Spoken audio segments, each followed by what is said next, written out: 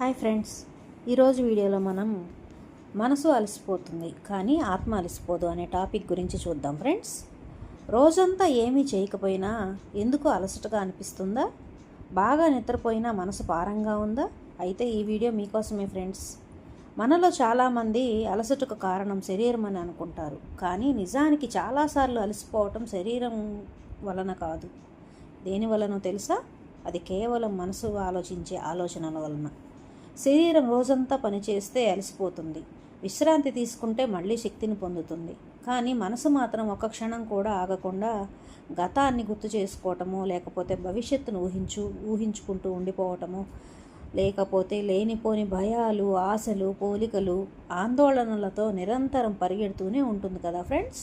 అందుకే కొన్నిసార్లు ఏ పని చేయకపోయినా సరే మనం పూర్తిగా అలసిపోయినట్లుగా అనిపిస్తూ ఉంటుంది. మనసు ఎందుకు అలసిపోతుందో చూద్దాం.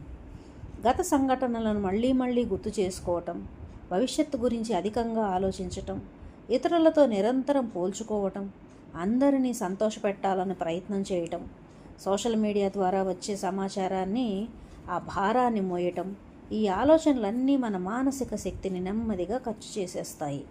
అందువలనే మనకు అలసటగా అనిపిస్తూ ఉంటుంది. అంటే ఎనర్జీ డ్రైన్ అయిపోవడం అన్నమాట. మరి ఆత్మ ఎందుకు అలసిపోదంటారు? అది చూద్దాం. ఆధ్యాత్మిక దృష్టిలో ఆత్మ అనేది ఒక శుద్ధ చైతన్యం కదా. దానికి అలసట, బాధ, భయము, దుఃఖము, ఆనందం వంటి మార్పులు ఏవీ ఉండవు ఫ్రెండ్స్. ఇవన్నీ కూడా మనసు అనుభవించే స్థితులు మాత్రమే.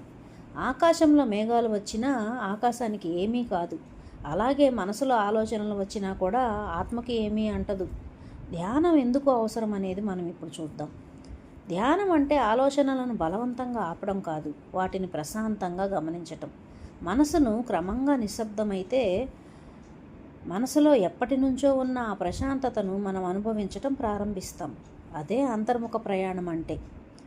మనం ప్రతిరోజు గనక 10 నిమిషాలు ఈ చిన్న సాధన చేయటం ద్వారా మన మనస్సుని చక్కగా మన అదుపులోకి తీసుకురావచ్చు ఫ్రెండ్స్. ప్రతిరోజు కళ్ళు మూసుకొని ప్రశాంతంగా నిశ్శబ్దంగా కూర్చొని మన శ్వాసను మనం గమనించినట్లయితే మన లోపల వచ్చే ఆలోచనలను నెమ్మదిగా కంట్రోల్ చేసుకోవచ్చు. ఆలోచనలతో పోరాడటం కాదు, వాటిని వచ్చిపోయే మేఘాల్లాగా సాక్షిగా చూస్తూ ఉండటమే. జీవితానికి ఒక గొప్ప సత్యం ఏంటంటే, శరీరానికి విశ్రాంతినిచ్చేది నిద్ర, మనసుకు విశ్రాంతినిచ్చేది ధ్యానం. మరి ఆత్మకు విశ్రాంతినిచ్చే అవసరం లేదిక, ఎందుకంటే అది ఎప్పుడూ ప్రశాంతంగానే ఉంటుంది.